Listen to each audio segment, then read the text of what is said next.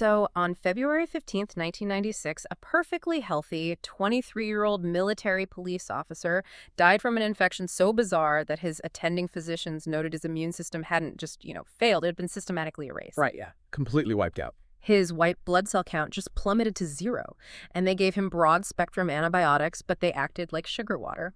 And the suspected source of this whole fatal biological collapse, basically barehanded contact with a terrified, oily, ammonia-scented entity 3 weeks earlier in a vacant lot in Brazil. Which, I mean, that takes this far out of the realm of your typical lights in the sky narrative. Hmm. When you look at the forensic pathology reports right alongside the military maneuvers of that month, you are no longer looking at an alleged sighting. Yeah. You're looking at the footprint of an actual biological containment crisis. And that is exactly the core of our deep dive today. Welcome in, everyone. We are looking at the January 1996 Varginha incident, which took place in Minas Gerais, Brazil. Now, if you are listening to this right now and rolling your eyes thinking this is just another, swamp gas or tinfoil hat conspiracy, stick with us. Please do. Because as we approach the 30-year anniversary of this event in 2026, the stack of sources we have in front of us paints a terrifyingly clinical picture. We have journalistic reports from The Guardian and the debrief, deep dive forensic analyses, and even highly critical, skeptical sociological breakdowns from Reddit communities, like or Brazil. Yeah, the goal here is a completely impartial technical investigation. We need to analyze the specific mechanisms of what was actually reported. Right. So we will look at the material science of the recovered debris, the biochemical signatures left at the scene, the physiological profiling of the entities themselves, the sociological mechanics of mass panic, and, of course, those undeniable medical anomalies that followed. Exactly. I want you to imagine you're handed a 30-year-old jigsaw puzzle, right? And half the pieces are from a sci-fi movie, half are from a medical journal, and someone is actively trying to hide the box from you. That's what we're dealing with. So we have to reconstruct the timeline from the ground up, starting days before anyone actually saw a creature wandering the streets. Because the crisis in Varginha didn't start in a vacant lot. No, it didn't. It started with a catastrophic mechanical failure in the atmosphere on January 13th, 1996. So that's exactly 1 week prior to the biological containment event. And the initial data point for that actually comes from orbital monitoring. According to the compiled historical analyses we have, NORAD, the North American Aerospace Defense Command, detected an anomalous radar track. Okay. They subsequently contacted SINDACTA, which is the Brazilian Integrated Air Traffic Control and Air Defense System. The warning was highly specific, basically saying an unidentified aerial phenomenon was descending rapidly into the airspace over southern Minas Gerais. Okay, let me stop you right there because I want to make sure we really understand the mechanics of this. How does NORAD, sitting all the way in Colorado, track something dropping into South American airspace? And why are they picking up the phone to call Brazil? Well, NORAD operates this massive global network of early warning systems. They utilize both ground-based phased array radars and space-based infrared sensors. And these are designed to detect missile launches literally anywhere on the planet. Wow, anywhere. Yeah, so if an object enters the atmosphere from exospheric altitudes, meaning it's coming from space down into our airspace, and it doesn't match a known ballistic trajectory or, satellite reentry footprint, their systems flag it immediately. That makes sense. The protocol for an inbound unknown object heading toward a sovereign allied nation is immediate notification. So they pass the telemetry to SINDACTA so the Brazilian military could track the object's terminal descent on their localized primary radar. So we have an object falling from the sky, and it's being tracked by two entirely separate hemispheric defense grids. But it's not just blips on a screen, right? We have a highly credible eyewitness on the ground. Yes, Carlos de Sousa. Right, Carlos de Sousa. He's a geography teacher, but more importantly for our purposes, he is an experienced ultralight aircraft pilot. And that background is crucial for data collection. A trained pilot just observes the sky differently than a layperson does. Yeah, absolutely. They intuitively calculate altitude, glide slopes, structural integrity, things like that. Exactly. So De Sousa is driving on the highway between São Paulo and Minas Gerais on the morning of January 13th. He looks up and spots a cylindrical, cigar-shaped craft. He estimates it is roughly the size of a standard school bus. A flying school bus. Yeah, and it's flying incredibly low, maybe 300 to 400 meters above the ground. But what really stands out to him isn't just the shape, it's the catastrophic damage. He notes severe structural degradation at the rear of the craft, and it's trailing this thick, opaque white vapor. And he describes its flight path as moving like a broken washing machine. which is such a specific phrase. And from an aerodynamic standpoint, comparing an aircraft's motion to a broken washing machine reveals a very specific type of mechanical failure. How so? Well, an aircraft with a damaged wing or stalled engine will typically yaw, pitch, or enter a recognizable spin. But a tumbling, erratic, multi-axis rotation, which is what a broken washing machine implies, that suggests a complete loss of gyroscopic stability. Oh, wow. Yeah, it means the craft possesses no aerodynamic lift surfaces to stabilize it, and whatever internal propulsion or, anti-gravity mechanism was keeping it oriented has just totally failed. It is simply falling, governed entirely by inertia and gravity. So D'Souza watches this thing execute a desperate, failing 360-degree maneuver before it just drops below the tree line and crashes. His pilot instincts kick in. He naturally assumes it's conventional aircraft in distress, so he pulls off the highway, navigates these dirt roads, and finds the crash site. Expecting to help survivors. Right, he steps out of his car expecting to find bodies or at least twisted fuselage, but he doesn't find a conventional wreck. The very first thing that hits him is the smell. A profoundly noxious chemical signature. He described it as a suffocating mixture of rotten eggs and ammonia. He literally had to cover his face with his shirt just to keep from vomiting. I mean, why would an advanced craft smell like a dirty litter box mixed with a sulfur spring? We are actually looking at two specific chemical compounds there. Ammonia, which is nitrogen, and hydrogen sulfide, which produces that distinct rotten egg odor. Okay. In industrial terrestrial applications, liquid ammonia is frequently used as a highly efficient thermal transfer fluid, basically a coolant. Yeah, the International Space Station, for example, uses active cooling loops filled with liquid ammonia to dissipate heat. Oh, wow. I had no idea. Yeah, so if a craft suffered a catastrophic propulsion failure and a structural breach, the venting of its primary thermal regulation fluids would rapidly aerosolize into the surrounding environment, creating that exact suffocating cloud he walked into. So he is literally walking through a cloud of vaporized alien coolant, and then he looks down at the ground and sees the debris field. He picks up a piece of metal, and he says it feels completely weightless, almost like aluminum foil. He crumples it up tightly in his fist. Right. But the moment he opens his hand, the metal instantly, smoothly springs back into its perfectly flat original shape. No creases, no stress fractures, nothing. He is describing a shape memory alloy, or an SMA. And the science behind this is fascinating because it highlights a severe technological anomaly for 1996. To understand why this is so bizarre, you really have to understand how memory metals work on a molecular level. I know nitinol is the most common one we have today, right? Nickel and titanium. Yes, exactly. Nitinol works because its crystalline structure can exist in two entirely different phases. You have a rigid high-temperature phase called austenite, and a softer, easily deformable low-temperature phase called martensite. Okay. Keeping up so far. Think of the atomic structure, kind of like a tightly packed box of geometrically perfect springs. When the metal is cool, the martensite phase, you can bend it, crush it, and deform those microscopic springs. But when you apply thermal energy, when you heat it up, the atoms undergo a solid-state phase change. And they snap back? Violently snap back into the austenite structure, returning the metal to its exact original shape. Right, but wait, you just said it requires heat. D'Souza is standing in a field in Brazil, and the metal springs back instantly just from the ambient air or maybe the warmth of his hand. Which is exactly the anomaly.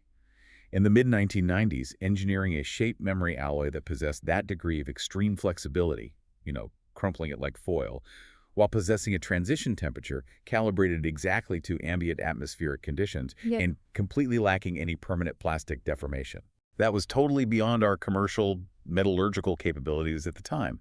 It acted less like a standard metal and more like a programmable, self-healing material. That's incredible. So he's holding this impossible metal, coughing on ammonia, and suddenly the area is just swarmed. Brazilian military trucks come tearing into the field. Right. The response is immediate. Soldiers jump out with rifles raised. They scream at D'Souza to drop the metal and literally chase him away at gunpoint. They threaten his life if he ever speaks about what he saw. But, and this is big, but this timeline creates a massive logical black hole. Yes, it does. If the military secures a crashed ship and sets up an armed perimeter on January 13th, how on earth do biological entities end up wandering the streets of Virginia, which is like 6 miles away, a full week later on January 20th? It forces us to confront the operational reality of the event. We are presented with two forensically viable scenarios here. The first is that the Brazilian military's containment operation was just utterly incompetent. Huh. I mean, that's always a possibility. Right.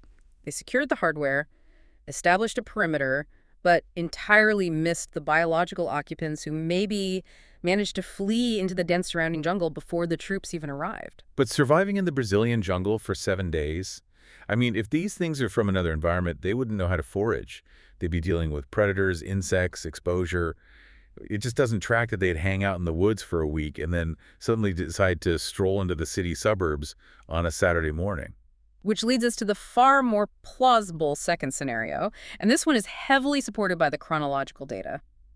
The occupants did not flee into the woods on the 13th. They remained trapped inside a compromised but largely intact, heavily armored survival compartment within the downed craft. Oh, like a panic room. Exactly, a biological containment module. They survived the initial impact and remained sealed inside as the military cordoned off the outer perimeter. Over the course of 7 days, the internal life support systems, which were likely tied to whatever failing systems produced that initial ammonia leak, slowly degraded. So they're running out of air. Oxygen levels dropped, thermal regulation failed, or toxicity levels rose internally. By the early hours of January 20th, the internal environment became more lethal than the external terrestrial environment, which forced them to breach their own hull and attempt an escape. That makes terrifying sense. They were slowly suffocating in a downed submarine for a week. And the events of January 20th actually back this up perfectly, because something happens at 1:30 in the morning on the 20th that triggers the whole citywide crisis. Yes, we look to the rural agricultural perimeter of Varginha. Farm workers Eurico and Augusto Rodriguez are awakened by a massive disturbance in their pasture. Their cattle are stampeding in a blind panic. Now, cows don't just stampede because they see a strange shadow. Something deeply visceral spooked them. Bovine sensory perception is highly attuned to low-frequency vibrations and localized electromagnetic field shifts, basically predatory warnings in nature. When the Rodriguez couple looks out their window, they observe a silent, submarine-shaped craft hovering just meters above the ground. And it's struggling, right? Yes, it is visibly trembling, emitting thick white smoke and slowly, erratically drifting toward the city limits of Virginia. Wait, if the military secured the crash on the 13th, how is this thing hovering over a cow pasture a week later? Are we looking at a second craft here, maybe a rescue mission? It could be a secondary rescue vehicle attempting a localized extraction. However, given the physical description, the white smokes, the trembling, the submarine profile, it is highly probable that this is a detachable section of the original craft. Like an escape pod. Perhaps an escape pod or a secondary propulsion module that the occupants finally managed to activate after a week of repairs, only to have it fail almost immediately upon takeoff. Oh, man. The trembling indicates critical mechanical failure, literally the death throes of a propulsion system. It drifts toward the city, masking itself in the dense brush, and basically forces the occupants to abandon ship. And as the sun comes up on January 20th, Virginia goes from a sleepy municipality to ground zero for a biological manhunt. At 8:30 a.m. in the Santana district, the fire department starts getting frantic calls about a strange, deformed animal lurking in a steep, wooded ravine. Right. 4 firemen arrive, slide down the embankment, and immediately realize they are not dealing with a jaguar or a wild dog. The structural command of the Brazilian Fire Department is crucial context here. In Brazil, the Corpo de Bombeiros is a formalized branch of the military police. Oh, I didn't know that. Yeah, they operate with strict military discipline and hierarchy. When the initial 4 responders assess the anomaly, they do not call animal control. They radio their superior, Major Maciel, who arrives to take personal command of the extraction. And the extraction is primitive. They basically use a reinforced wild animal net to trap this bipedal entity in the brush. The witnesses watching from a distance reported hearing the creature vocalizing, crying out with a sound resembling a frightened human child. Very unsettling detail. Yeah. Once netted, Major Maciel orders the creature placed into a wooden box. They throw a heavy canvas tarpaulin over the entire apparatus to obscure it from civilian view, and it is loaded onto a specialized military truck. The destination of that truck is equally telling. Yeah. It doesn't go to a local veterinary clinic or a police precinct. It bypasses civilian infrastructure entirely and heads directly to the ESA, the Escola de Sargentos das Armas, which is a major military academy in the neighboring city of Tres Corações. Confirming it's a military asset immediately. Exactly, confirming immediate classification and military jurisdiction over the biological asset. But that was just the first capture. The perimeter is breached. At 2:00 p.m., an anonymous witness, who the sources specify was a former military serviceman, is jogging near a railroad line. Because of his background, his situational awareness is very high. He hears three distinct metallic gunshots. Right. He stops, takes cover, and observes a squad of soldiers in woodland camouflage struggling to climb a steep embankment, and they are dragging two heavy canvas transport bags. The physiological implications of this scene are profound. One of those heavy canvas bags is actively writhing and moving. But more importantly, we must analyze the escalation of force here. Yeah, the gunshots. At 8:30 a.m., the fire department utilized a non-lethal capture net. By 2:00 p.m., regular Army infantry are discharging firearms. You don't shoot a net at something and then switch to rifles 5 hours later unless the rules of engagement changed. Precisely. It indicates one of two systemic shifts. Either the military command realized the extreme hazard of the biological entities and issued a shoot-to-kill or suppress on-site order, Okay. or the remaining entities, having witnessed the initial capture or experiencing the physiological stress of our atmosphere, became violently resistant, forcing the soldiers to utilize lethal force. Which perfectly sets the stage for 3:30 p.m., the encounter that puts Virginia in the history books. We are in the Jardim-on-Dory suburb. Three young women sisters, Liliane and Valkyria Silva, and their friend Katia Andrade Xavier, are taking a shortcut home through a vacant lot filled with tall grass and debris. And the weather was a factor, right? Yes, the weather is oppressive. A severe summer thunderstorm is brewing. They walk past an old graffiti-covered cinder block wall, and they see it. They encounter an entity completely exposed to the civilian populace, just huddled in the mud. Liliane takes one look at it, lets out a blood-curdling scream, grabs the other two, and they run for their lives. She runs straight home to her mother and screams, "I've seen the devil." And this is exactly where the forensic data becomes invaluable. Because these three women were so close to the entity, their physiological profiling is the most granular and detailed record we possess. The biological morphology they described completely defies terrestrial taxonomy. The forensic analyses in our source stack break this down meticulously. They refer to this specific creature as the brown entity. Let's unpack exactly what these girls saw. Sure, the entity was bipedal, standing approximately 4 to 5 feet tall, suggesting a center of gravity and skeletal structure broadly similar to a hominid. However, the dermal layer, the skin was entirely devoid of hair, scales, or pores. They described it as a dark, oily brown, possessing a greasy, viscous sheen. Furthermore, the skin was textured with raised, dark, vein-like protuberances, almost like a localized vascular swelling across the epidermis. The head is what really caused the panic, though. It wasn't round like a human skull. It was disproportionately massive, shaped like an inverted teardrop or a heart. And on top of the cranium, it had three distinct bony ridges. The girls described them as horns. Cranial protuberances are not uncommon in nature. Cassowaries have casques, many reptiles have crests. But combined with the facial geometry, it represents a radical evolutionary divergence. Yeah. The ocular profile is particularly striking. They observed enormous teardrop-shaped eyes that were entirely red, not bloodshot, but a solid luminescent red, utterly lacking a visible sclera, iris, or pupil. Which is wild. How does an eye even function without a pupil to let light in? It implies an organ designed to process a completely different spectrum of electromagnetic radiation, or perhaps an environment where ambient light is so minimal that the entire visible surface of the eye acts as a massive, hypersensitive photoreceptor. Oh, like deep underwater. Think of a deep-sea cephalopod, or an organism from a tidally locked planet perpetually bathed in low-frequency infrared light. To such a creature, the glare of a Brazilian summer afternoon would be blindingly agonizing. The rest of the face was barely there. No protruding nose, just tiny slits for nostrils. A mouth that was nothing more than a minuscule horizontal cut. And the extremities were equally strange. Very thin, almost frail arms and feet that were distinctly V-shaped, possessing only 3 large toes. And we know the footprint morphology is accurate because the girl's mother, Luisa Silva, demonstrated immense bravery. 30 minutes after her daughters fled in terror, she walked back to that vacant lot alone to see what had frightened them. And the creature is gone by then, but the evidence isn't. She finds the flattened grass where it was cowering. She finds a distinct 3-toed footprint in the soft mud. But more importantly, she gets hit with the exact same chemical wall that Carlos de Sousa experienced a week earlier at the crash site. An overpowering, nauseating stench of ammonia and sulfur. This specific biological footprint, the chemical secretion, is a vital analytical point.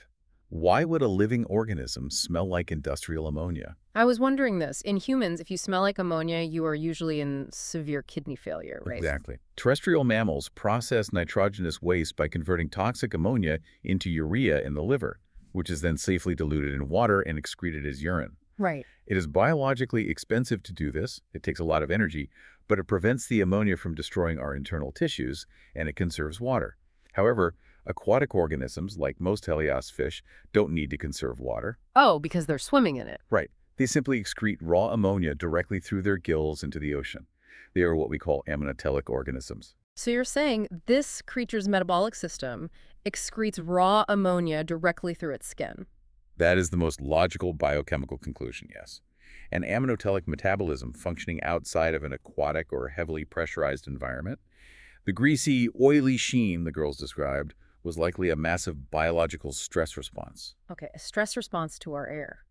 If an organism adapted to a high humidity, high pressure, or aquatic environment is suddenly exposed to the dry, hot air of the Brazilian surface, it would immediately begin to desiccate. Its body would flood the dermal layer with lipid oils and viscous fluids to create a barrier to stop its internal moisture from evaporating. That's fascinating. It was literally sweating a protective layer of oil and toxic ammonia just to survive the afternoon air, which completely recontextualizes the creature's behavior. Every Hollywood movie trains us to expect the alien to be a hostile predator, but the girl said it wasn't aggressive at all. It was wobbling, unsteady, clutching its knees to its chest. It was in profound biological shock. The atmospheric pressure, the oxygen concentration, the solar radiation, the microbial load, everything about our environment was aggressively attacking its physiology. Katia, the oldest of the three girls, specifically noted the emotional resonance. She said she locked eyes with those massive red orbs and felt a wave of pure suffering. She felt on a telepathic level that this being was terrified and pleading with her for help. It wasn't a monster, it was a shipwreck survivor dying on the beach. And tragically, that suffering culminated later that evening. Between 5:30 p.m. and 8:40 p.m., a sudden thunderstorm breaks over Virginia. Military police officer Marco Eli Charisse, a 23-year-old, highly athletic cop, is patrolling the trees with his partner, Corporal Eric Lopes. According to the operational reports, a creature darts out in front of their cruiser in the torrential rain. Cherie slams on the box. He acts on pure instinct, the way a cop tackles a fleeing suspect. He leaps out of the car, chases the entity into a dark alley, and physically tackles it to the ground. He captures it barehanded, wrestling it into the back seat of their police vehicle. The decision to engage in barehanded, skin-to-skin contact with an anomalous biological entity will prove to be the most consequential and fatal action of the entire Virginia incident.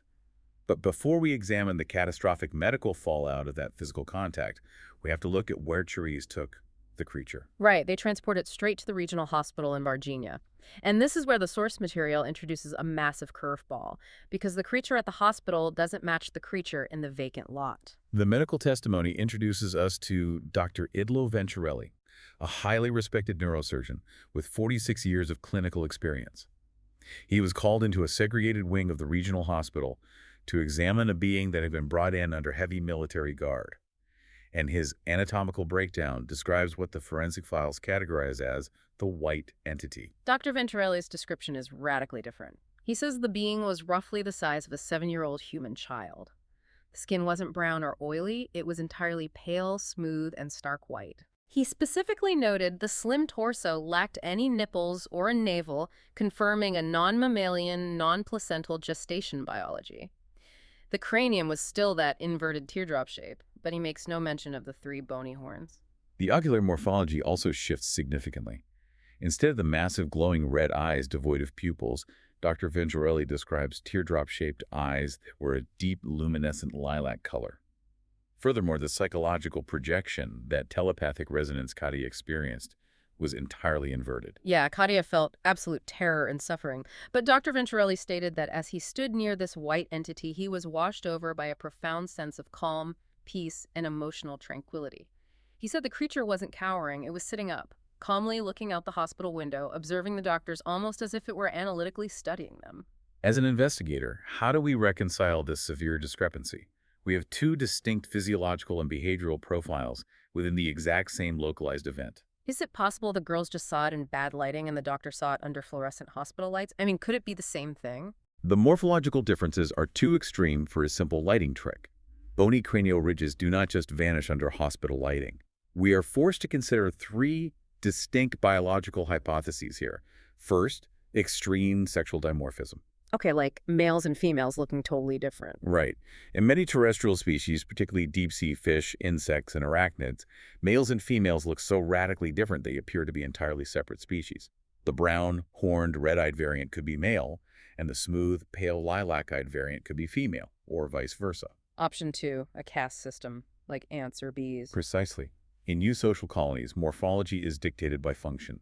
You have heavily armored, robust soldier castes and more delicate cerebral reproductive or command castes. The brown entity, with its thicker, oily skin and robust cranial ridges, might be an engineering or laborer caste, meant to endure harsher conditions. The white entity, projecting telepathic calm and observing its surroundings analytically, could represent an intellectual, navigator, or command caste. And option three is the most sci-fi of all. They aren't the same species at all. They are two entirely different evolutionary lineages that just happen to be carpooling in the same spacecraft. A multi-species crew working together. Regardless of whether they are dimorphic, casted, or distinct species, the sheer volume of data we've mapped out, the radar tracks, the crashed metals, the chemical footprints, the distinct biological captures demands synthesis. When a case generates this much data, institutional systems scramble to explain it away, while independent researchers scramble to prove it. We must categorize the prevailing theories attempting to solve the Virginia anomaly. Right, so we can organize all of this into three distinct categories based on our sources. Category one is the scientific and sociological view. This is the skeptical, nothing to see here approach. Category two is the forensic and biological view, which looks at the anomalous physical evidence. And category three is the speculative and conspiracy view, which tries to explain where these things actually came from. Let's start with category one, the skeptical view. The cornerstone of the skeptical argument is the official Brazilian Military Police Inquiry, known as the IPM, which concluded its investigation and released its findings in 2010. The military's objective was to demystify every aspect of the case using entirely terrestrial, mundane explanations. And their explanation for the creature in the vacant lot is a man named Luis Antonio de Paula. Locally, he was known by the nickname Mudinho, which loosely translates to Little Mute. Mudinho was a local resident with severe mental disabilities who lived near the Jardim Mandaire neighborhood. According to the military inquiry, he had a habit of wandering the streets and occasionally crouching in the dirt or mud during flamestorms. Okay. The IPM asserts that on the afternoon of January 20th, it had been raining heavily. Mudinho was allegedly covered in dark, wet mud, which explains the brown, oily skin. The three young women, startled by his sudden movement in the storm, experienced a severe panic response, and their frightened imaginations just filled in the rest of the details. Hey, what about the massive military presence, the trucks, the blockades, the nets? The military claims it was an unfortunate coincidence of scheduling. They state the ESA Military Academy trucks were simply scheduled for routine maintenance at a local workshop in Virginia that weekend. The troops were just driving back and forth to get their vehicles serviced. That feels like a massive stretch, but they even had an excuse for the hospital sightings. The military claims the entities seen inside the regional hospital were actually a local couple with dwarfism, one of whom was an expectant mother, and they were simply navigating the maternity ward. The heavy military guard at the hospital was, again, just soldiers seeking medical care or visiting the facility simultaneously. The military's explanation relies entirely on a compounding cascade of mistaken identity and unfortunate timing. However, the sociological critique goes much deeper. The Reddit Brazil deep dive provides a fascinating analysis of the sociological mechanics of the Virginia case, arguing that it was essentially a massive psychological contagion. Yeah, the Reddit sleuths point the finger directly at a local UFO researcher named Vittorio Paccaccini. They argue that he is the actual architect of the alien narrative. The sociological argument posits that the three girls did experience a genuine scare-likely Mudinho, or a wild animal. But Paccaccini, who was active in the community, heard the rumor and immediately injected the extraterrestrial hypothesis into the narrative. He began aggressively interviewing witnesses. The critique suggests his interview methods were highly leading, effectively pressuring susceptible locals to conform their mundane observations into a sensational UFO narrative. And they have some evidence for this. The Reddit source highlights a specific incident early in the investigation where a local firefighter released a cassette tape testimony claiming his unit absolutely captured an alien. It was a massive piece of proof.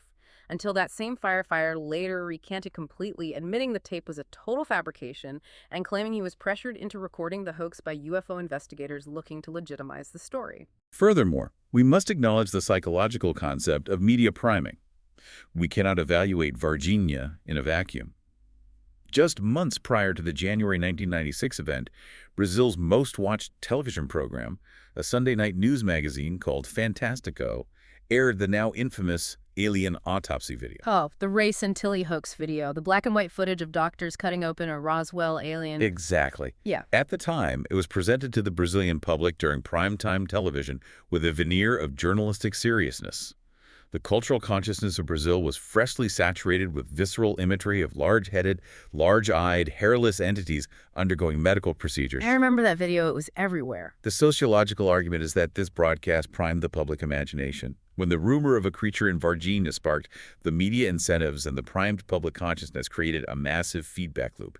Every shadow became an alien. Every military truck became a cover-up. Wait, if you look at it that way, a guy covered in mud actually makes perfect sense for a visual misidentification in a rainstorm, especially if you watched an alien movie the month before.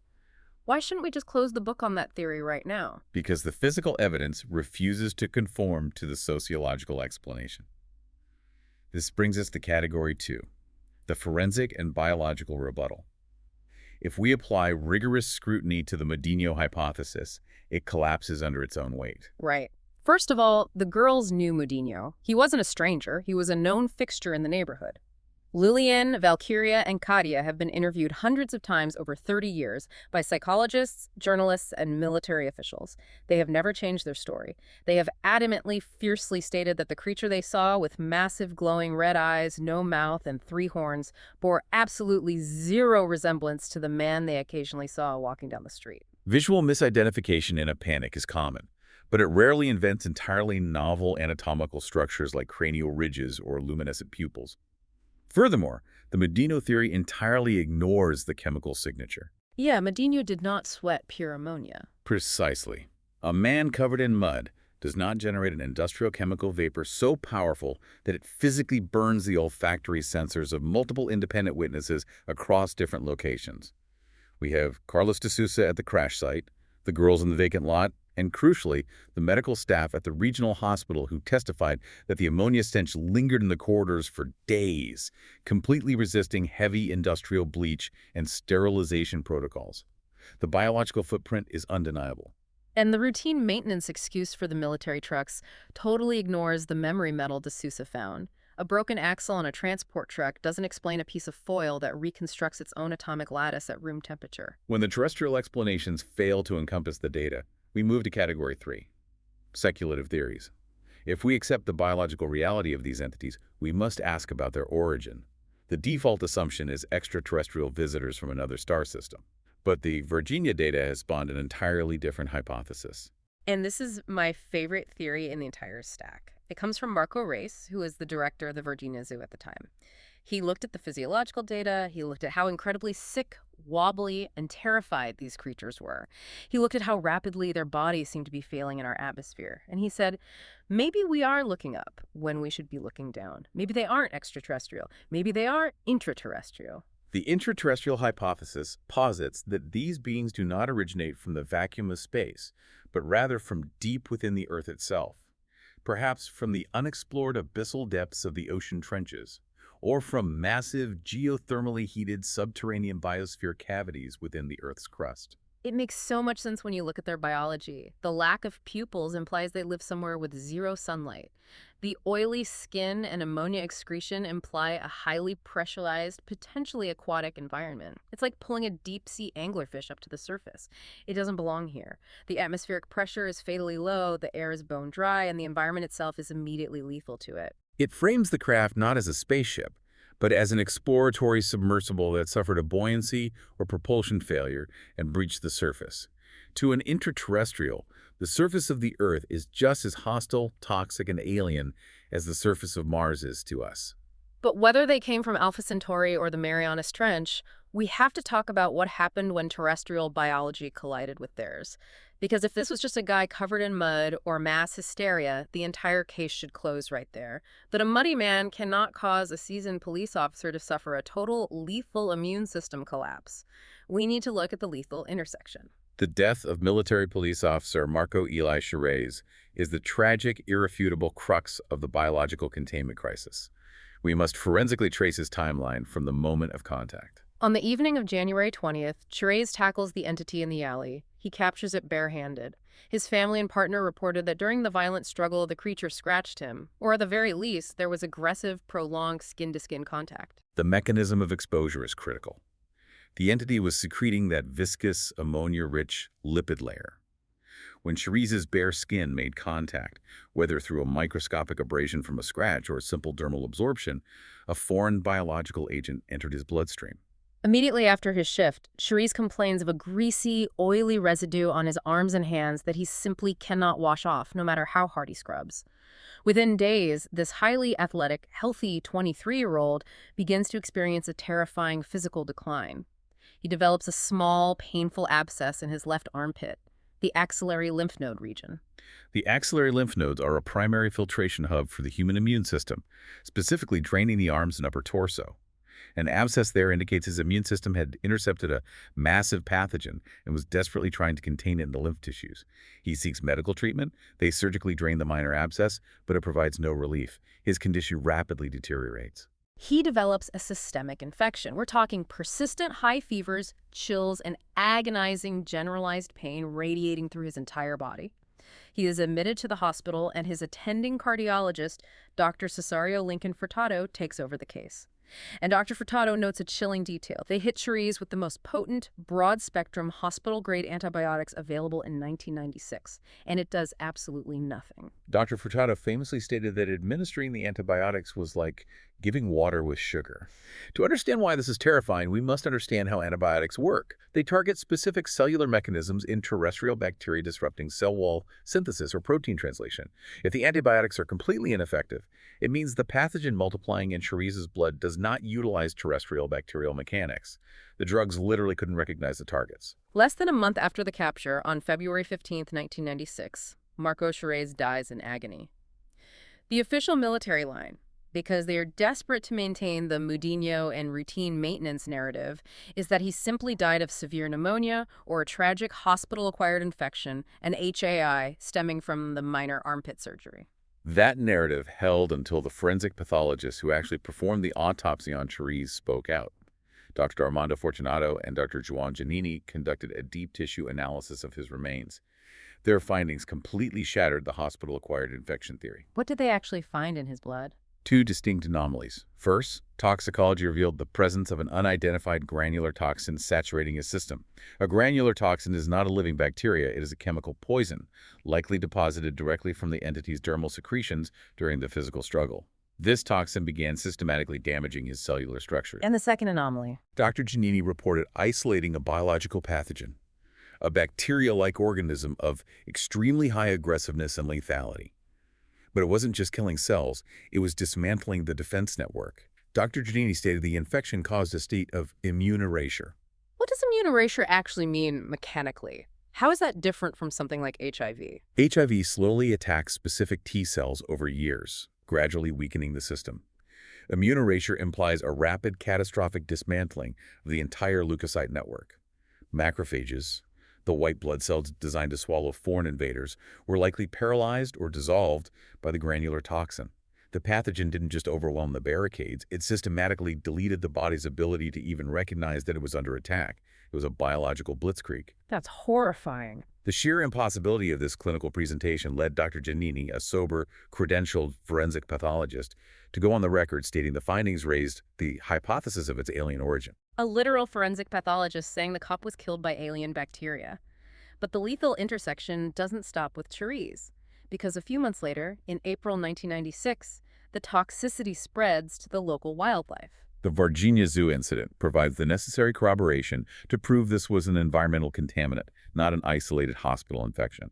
In April, 5 animals at the zoo suddenly die in rapid succession. And we aren't talking about a shared flu going around a single cage. We are talking about entirely different species, housed in different enclosures with totally different diets. A tapir, an ocelot, a spider monkey, and others.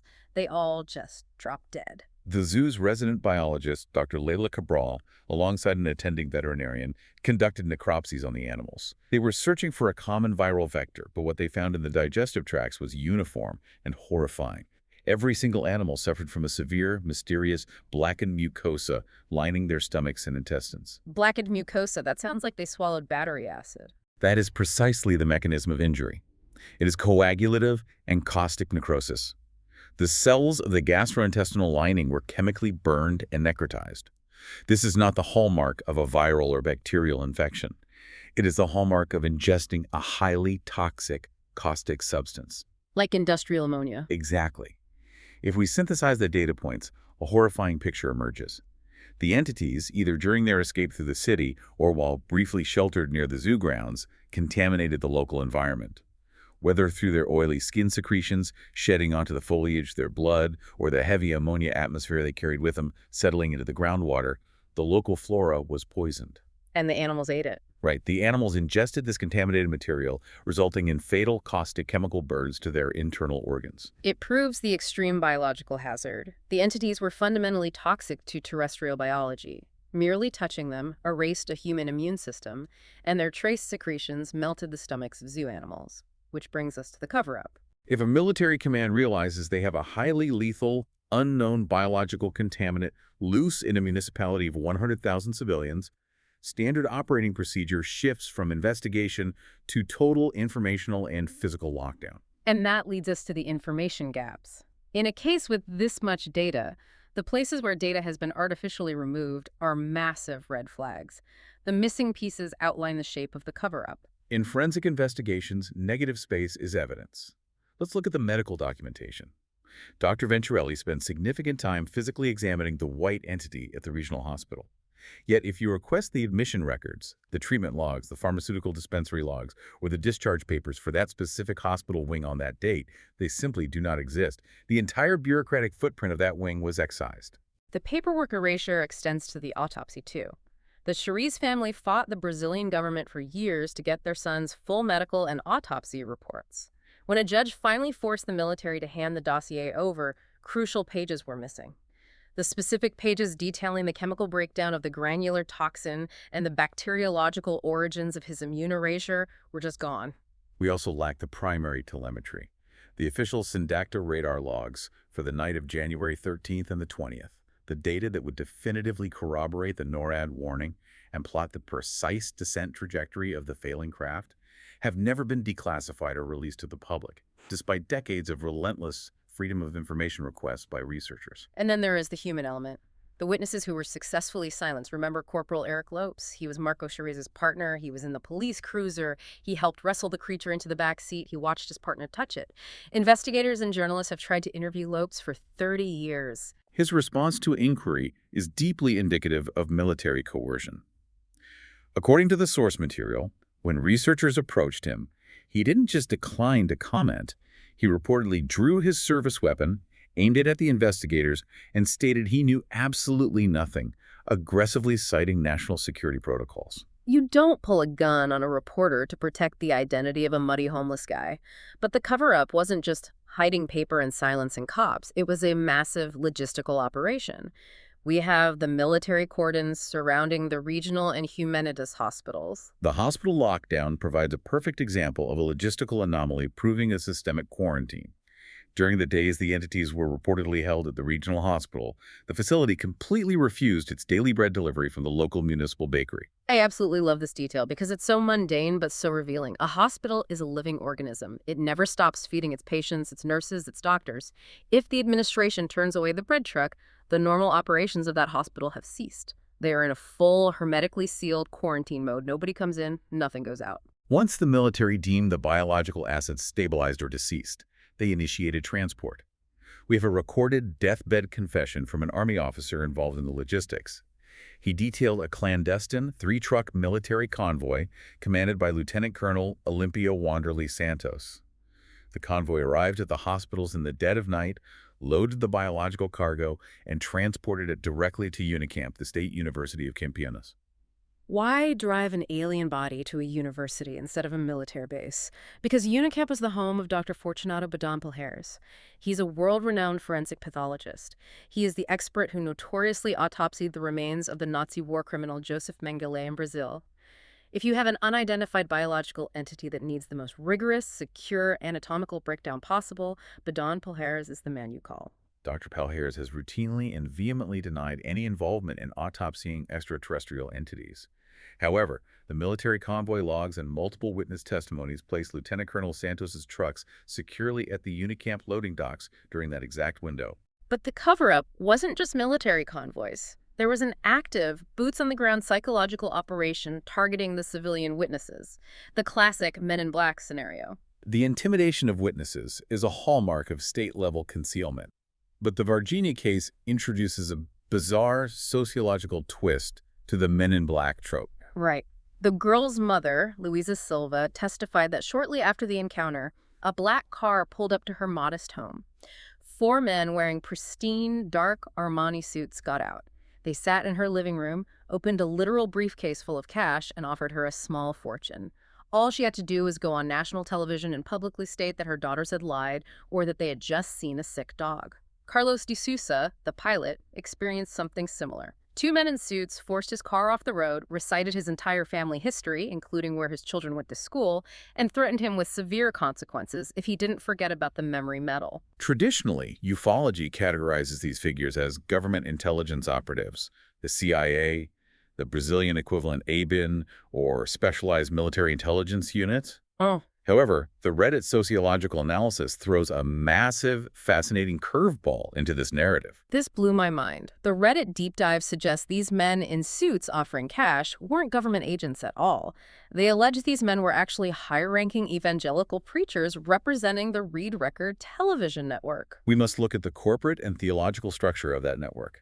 Read Record is a massive media conglomerate in Brazil, famously owned and operated by the Universal Church of the Kingdom of God, one of the largest and most powerful neo-Pentecostal evangelical organizations in South America. Why on earth would a megachurch care about a UFO crash? Theology. The theory posits that the leadership of the church perceived the emerging extraterrestrial narrative as a fundamental threat to their religious orthodoxy. The biblical narrative places humanity at the absolute center of terrestrial creation. The confirmed existence of highly advanced, non-human biological entities fundamentally disrupts that anthropocentric worldview. Wow, so they felt threatened by it. When Lillian initially ran home and screamed, "I've seen the devil," that fit their theological paradigm. But as the story shifted to crashed spaceships and alien biology, it became a theological crisis. The theory suggests the church utilized its massive wealth to deploy representatives dressed in professional suits to bribe the girls into recanting their story directly on the Read Record network, thereby killing the alien narrative and restoring theological order. So you have the Brazilian military trying to hide a catastrophic biohazard and a billionaire megachurch trying to hide a theological crisis, both wearing black suits and threatening witnesses. But the conspiracy goes even higher than Brazilian institutions. The source stack documents serious United States involvement. The geopolitical reality of a recovered advanced technology demands superpower intervention. We have on-the-record testimony from retired United States Air Force Colonel Fred Clausen, corroborated by a Brazilian civilian air traffic controller working the radar scopes at the time. They track an unannounced, unscheduled U.S. Air Force C-17 Globemaster transport plane landing at Viracopos International Airport in Campinas. A C-17 is a massive, strategic airlift cargo plane. You don't fly that into a foreign country unannounced unless you are picking up something incredibly important. The logistical allegation is that American military helicopters launched from the Viracopos tarmac, flew directly to Varginha and Unicamp, collected the surviving biological cargo, the cadavers, and the memory metal debris from the crash site, and ferried it all back to the waiting C-17. Taking it out of the country. The aircraft then immediately departed Brazilian airspace, flying directly to Albrook Air Force Base in Panama, which was a major hub for U.S. Southern Command at the time. Which means the smoking gun evidence, the craft, the bodies, the memory metal isn't even in Brazil anymore. It was spirited away to a U.S. black site within days. And that brings us to the final piece of our investigation, the current status of the case. Because after 30 years, you would expect a story like this to eventually fade into local mythology. But the sources show it is actually escalating. If we look at the official domestic status within Brazil, the case is completely closed. The 2010 military inquiry remains the state's final word. Mudinho and the dwarf couple at the hospital are the immutable official record. However, internationally, the paradigm has shifted dramatically. The case has breached the threshold of localized folklore and entered the realm of formal geopolitical scrutiny. In January 2026, marking the exact 30-year anniversary of the crash, the Varginha incident was dragged onto the floor of the United States Congress. This is a monumental shift in legitimacy. We are no longer relying on internet forums. U.S. congressional representatives, specifically Tim Burchett, Eric Burleson, and Anna Paulina Luna, organized and executed closed-door intelligence briefings and a highly publicized press conference on Capitol Hill. And they did not rely on secondhand summaries. They brought the primary witnesses to Washington. Filmmaker James Fox, who has spent years documenting this case, facilitated the travel. He brought Dr. Italo Venturelli, the neurosurgeon who spent hours observing the tranquil white entity. He brought Dr. Armando Fortunato, the forensic pathologist who discovered the granular toxin in Officer Therese's blood. And he brought Carlos de Sousa, the pilot who found the memory medal. These individuals sat in secure rooms with United States lawmakers, under oath, and laid out the entire forensic chronology we have just discussed. And they aren't just telling campfire stories to politicians. They arrived with highly specific, actionable legal demands. They're actively pushing Congress to declassify the specific U.S. Air Force C-17 flight logs from January 1996. They want the radar tracks from Viracopos to Albrook declassified to prove the American extraction happened. But the Brazilian doctors have an even more intense demand back home. Dr. Fortunato, leveraging his credentials as a pathologist, has filed formal legal petitions in the Brazilian courts to exhume the body of military police officer Marco Eli Charez. Exhuming a body 30 years later, what could they possibly hope to find? The ultimate forensic gambit. In 1996, medical science could only identify that the bacteria was anomalous and aggressively lethal. But today, in 2026, we possess highly advanced polymerase chain reaction, or PCR testing, and next-generation DNA sequencing. The doctors are hoping to extract preserved bone marrow from Charez's remains. Oh, wow. If they can isolate the biological remnants of that pathogen or the granular toxin and run it through a modern sequencer, And it comes back as fundamentally non-terrestrial DNA. then the biological reality of the Varginha incident is scientifically proven, and the case is blown wide open on a global scale. So what is the final verdict? Is the case solved? Absolutely not. The Varginha case remains one of the most active, unresolved, cold case anomalies in modern history. And thanks to these hearings, it is now officially recognized on the floor of the U.S. Congress, not merely as a UFO sighting, but as a heavily documented potential biological containment crisis. It forces us to synthesize everything we have analyzed.